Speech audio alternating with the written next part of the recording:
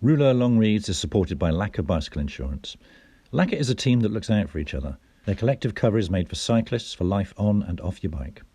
Lacquer has flipped outdated traditional insurance on its head. No more fixed up-front premiums. Instead, your monthly contributions are based on the collective's claims that month. Your maximum monthly price is capped, but the savings are all yours. Plus 80% of your money goes straight back into the collective, fixing, replacing, helping, whatever. And the other 20% keeps their wheels spinning. It's as simple as that. And when things do go wrong, Lacquer's got your back. Claims are handled by experts and usually agreed within a day, so no depreciation or excess. Lacquer does not do annual contracts locking you in. With Lacquer, if you want to leave, you can, anytime. If you're new to lacquer.co, you can get a £10 credit by signing up today. Use the code ROULEUR. Now then, here's an infomercial message for the discerning folk of Rouleurland. For the finest long-form cycling journalism and exquisite photography and design, why don't you simply subscribe to Rouleur magazine? It costs as little as £7 per month.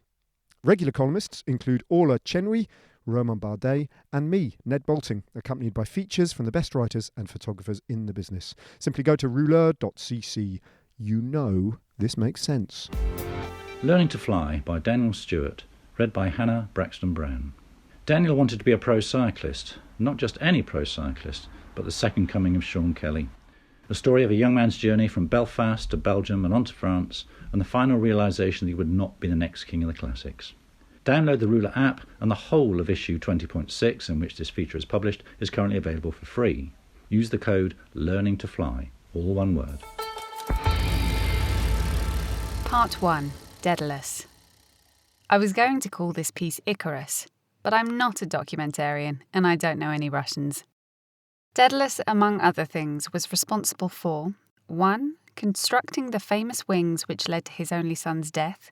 2. Being kidnapped in a labyrinth that he designed and created. Yes, sounds a lot like my adolescence, stumbling through a series of random events taking me from a shit car's glove box to a glossy Spanish hotel. This is the life and death of my cycling career. How did it all start? Like most cycling careers, I suppose, in a front garden. My childhood home had a spongy emerald lawn. I remember glaring at it whilst my father taught me to ride a bike on the hard concrete, running alongside it. Large hands propelled a little arse down the driveway. Tiny wheels rolled forward and onto the street. Elbows flexed, and I remained upright. Am I doing this myself, or is the old man still there? Twirling my head back to check, the handlebars turned with me. Crash, bang, wallop, face screams, pile up, the first of many. Lapping the block, jumping the curbs, cycling became a game for when there was no one willing to come out and play. In time, it became the only thing to fill in the gap. I'm still only at home on my bike. Revelling in the independence, it was the primary mode of transport, a staple in the working people of East Belfast's daily commute. I was that fool of a kid, bouncing his bike along the bloody pavements, dodging reversing cars, zooming all the way to school. Here comes the shit car. I was in my late teens when I started racing. My father, Big Hand Stan, once again features. Not a teacher on this occasion, but a chauffeur. He's driving me to my first road race, the Northern Ireland Cycling Championships. Spokes jingle behind us as fat raindrops pang against the car's hideous tall windscreen. Stan's stance is upright, rigid, hesitant, and so is his driving. I'm 15 and he's doing my head in. His thick fists are a vice on the steering wheel as he grumbles along to the race sign-on. Eyeballs like 8 balls, and they stay locked to the soaked black road ahead. My eyes are fine. Ignorant but fierce. They bore a hole into the glove box. Clear, unlike the day, a thought thunders into my head. Whatever happens, you can be the best at this. Although always into some sort of sport, I'd never thought about standing out or punching above my weight. I was always there to take part, to be part of something. This time it was different. Stan still gripped and steered. Then he parked. I unpacked and dressed. Then raced. Pelting showers slapped young backs, and I revelled in my first experience with the mania of underage bike racing. Driven thoughts flooded my young mind as the heavens stayed open. I would stay with the leaders. Soon I was back in Stan's groaning auto. His tender hooks eased on the wheel, a tad more relaxed, a smile flowing onto his face. He looked at me as I resumed staring at the glove box. Only this time, a medal was around my neck. Summers passed and weekends whistled by. I've a lot to thank Big Hand Stan for. There for my first podium, there for my first win. He was also there for my first stream of tears, witness to that first tantrum. But he wasn't there at school, and school was a fucking drag. Nearly 7 years out of education jail, I still feel the same about it. Jesus isn't coming back, and neither is the stupefied realisation that school days are the best of one's life. If peer-pressured paranoia, sandwiches that taste like plastic and washed-up teachers telling you how to live are the best days, kill me now. I didn't want a Stone Age ecosystem, a ready-meal career path. I wasn't for UCAS statements, study placements, 3-year degrees, and guessing how to succeed. I needed anarchy. A world with a clear winner, always the strongest, the smartest, finishing first. Throw away the protocols, policies, processes. No thanks to 9 a.m. and waiting for the clock to strike 5. I craved a wave of noise, colour and zeal, Klaxons, chaos and beeeep. Moments to unfurl on a team car bonnet, opportunities to be hurled like live grenades, forward and back until they explode.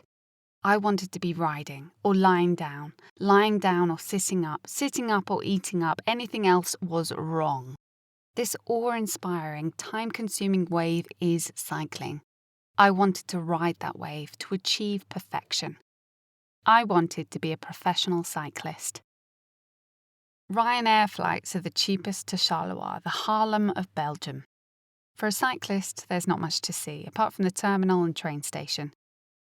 Once upon a time, a Belgian couple turned up there to collect me, and as an innocent boy, wet behind the ears, they loved me like their own son. They took me to more races than my dreams could imagine, and they endured me christening myself as the next Sean Kelly. I lacked both the atrocious Carrick accent and the prize money to stump up the plane fare home. However, a hunger was born, to hunt for a glint, a sprint, and a win. Kermissen are where a cycling soul is born.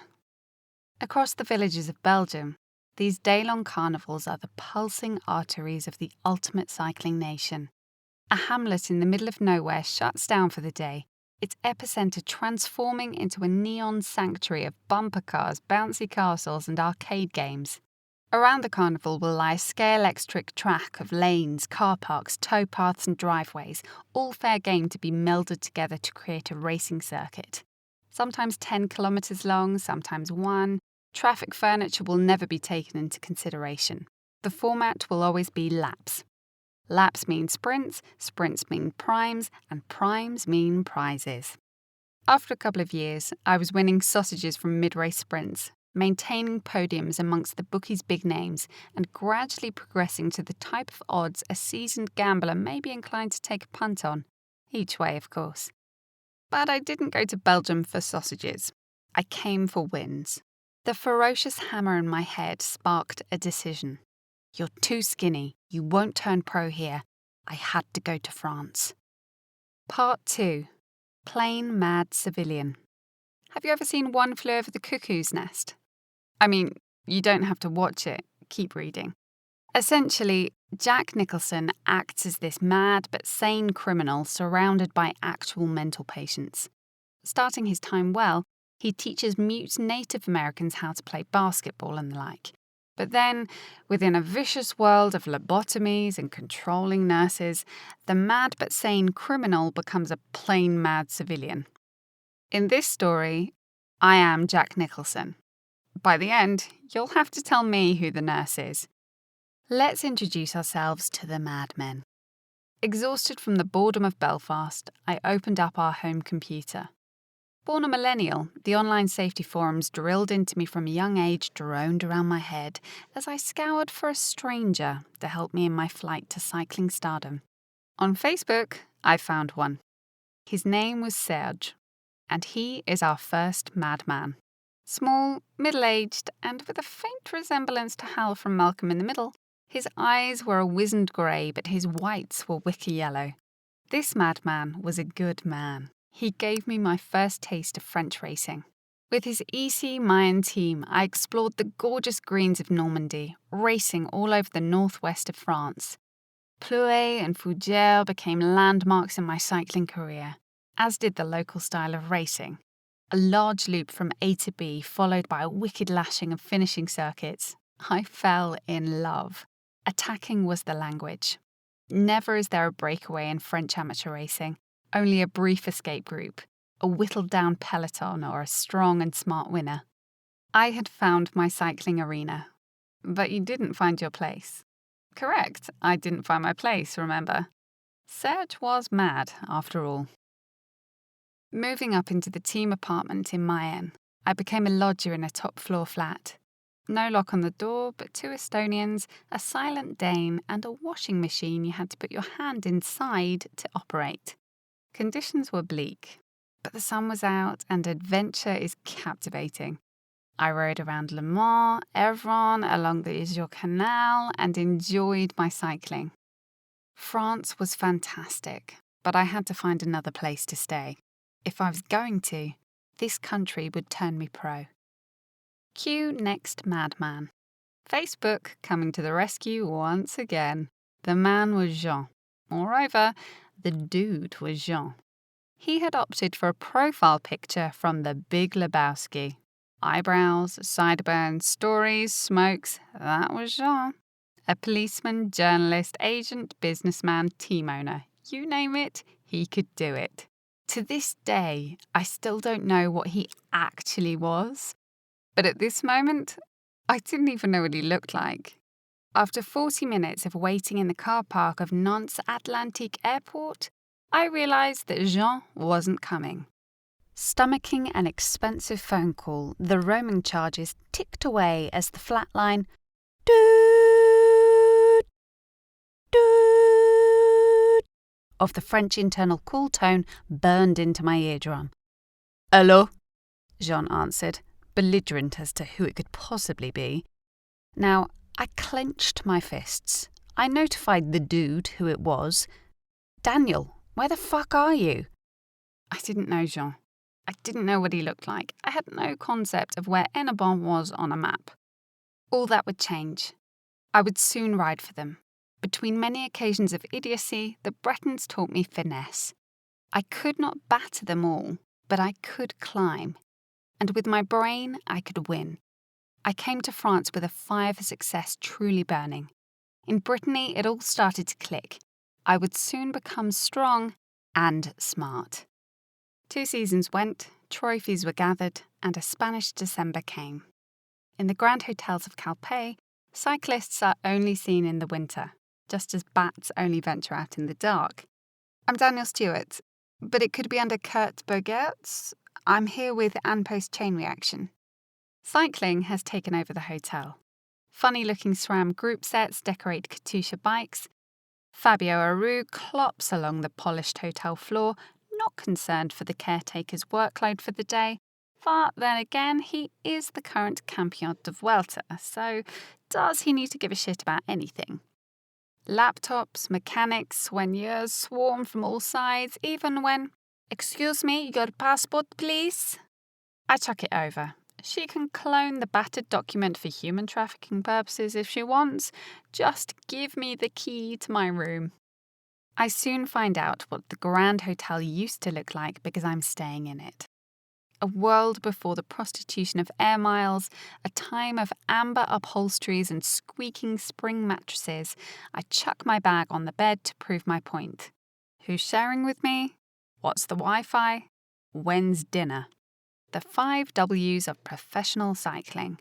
But you only register 3. Where you are can be anyone's guess. And why you're doing it? Well, why are you doing it? Dinner is now. Pray the hotel is prepared. If the restaurant is closed, cyclists will howl and hiss until it opens, a collection of hungry lone wolves without a pack. Dinner is a buffet, a tourist's delight, a cyclist's fright. So much choice brings so much pressure. Although identical to the normal slats of ceramic found in most kitchens, a cyclist's plate is a palette for them to illustrate themselves as a monk or a monkey.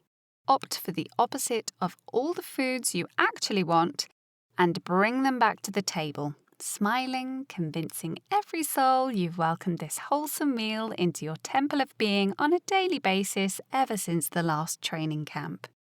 Table manners. Only open your mouth when you can think of something funny or deprecating to say. Whatever you do, don't show weakness, especially to the DS, the drill sergeant. Language doesn't matter. They only frequent one, that of the body. Fair play to them. How would you communicate with a smorgasbord of nationalities at the same time? Belgian, Dutch, French, Spanish. They all managed to invent a bespoke method of communicating "fuck you" without actually saying it. In a moment, I was fluent in being a pro. A DS made me so. Soon it would all fall apart. That's when we'll meet our final madman. Part 3. Jazz rhythm. Close the gap in a line out. Get that gap from the bunch. Is it big enough? Between lifetimes, between triumphs, there is always a gap. Are you filling yours? When people learn I was a professional cyclist, the same line of inquiry will follow. And believe me, I've told a lot of people. Why did you quit? I never tell them the truth. Entertaining an assortment of answers, they're almost always bollocks. Here are a few examples I've churned out in the past. Number 1. Stating the travelling involved was a chore. I mean, most airports suck, but I'd much rather travel from Ypres to Estonia than Hurled to Holborn, like reality has me doing now. Number 2. The life is not glamorous. I once saw Perito Rodriguez gather his family around a 3-star hotel's dining table a week before Christmas, which looked pretty abysmal. But then again, I once drunkenly vomited myself into unconsciousness in an underground station, which I suppose you could say looked worse. Number 3, it's not good for planning a family. This one is balderdash. I quit being a pro when barely 21. A family was not on my horizon. Other things were. The real answer is depression. I am Daedalus and the King, building the labyrinth and trapping myself within it. I am the nurse and the madman.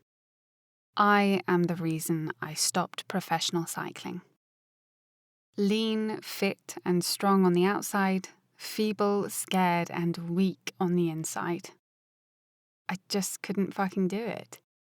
Every time I got on my bike, I was sickened by how privileged I was. I'm literally doing what I love whilst layers and layers of people below me don't have homes, go without food, will never receive guidance, live without hope, and yet I am able to spend my life with all of this, as well as opting to ride my bike as a full-time occupation, and still I don't get the result I owe to all of them.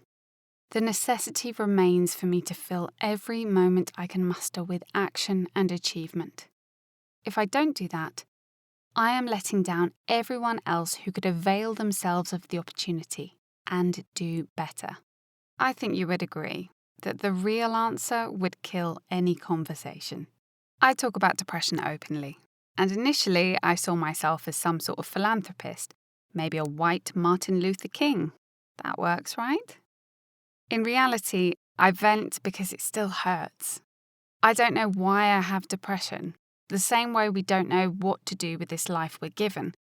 That's why some of us drink, others cycle, and I try and pitch to Rouleur around writing about it all. Usually, around this time, I would venture into a life lesson and why it's worth it. There's still hope left and more reasons for you to give me a pat on the back about getting over myself, or as we would say in Belfast, catching yourself on. But the truth is, I haven't. There's still times I can't get out of bed. Still times I can't talk to anyone without wanting to cry. I cried when I learned Adrian Costa lost his leg, even though I only met the bloke for a coffee when he was doing some power tests with Quickstep. I doubt he even remembers me. I cry when I reminisce about the fantastic professional cycling experiences I once had. Only last week, I cried at Forrest Gump when he learns he has a son, immediately points to himself and demands the mother tell him whether his child has the same mental disabilities as him. Will that be me if I ever learn I have a kid? I also laughed at the part where Forrest comes up with the shit happens bumper sticker idea. I do catch myself on sometimes because we do get caught up in our emotions. Cycling still provides an escape to get away from it all. Cycling fills the gap. I'll not leave you with a lesson to learn, but a poem to like. Written about the real Harlem, the period is in the 30s and 40s. The setting is an ever-expanding New York. Streetlights are yet to be installed in Harlem, unlike the rest of the city. So at night, things are dangerous, messy, and uneasy. Just like the peloton, both inside and around it. Langston Hughes puts all that behind him in his word honey. Just as I now put all my real stresses behind me, still cycling, but outside the professional cycling bubble. Lenox Avenue, midnight. The rhythm of life is a jazz rhythm, honey. The gods are laughing at us. The broken heart of love, the weary, weary heart of pain. Overtones, undertones, to the rumble of streetcars, to the swish of rain. Lenox Avenue, honey. Midnight, and the gods are laughing at us. You have been listening to Learning to Fly by Daniel Stewart, read by Hannah Braxton Brown. Download the Rouleur app, and the whole of issue 20.6, in which this feature is published, is currently available for free. Use the code LEARNINGTOFLY.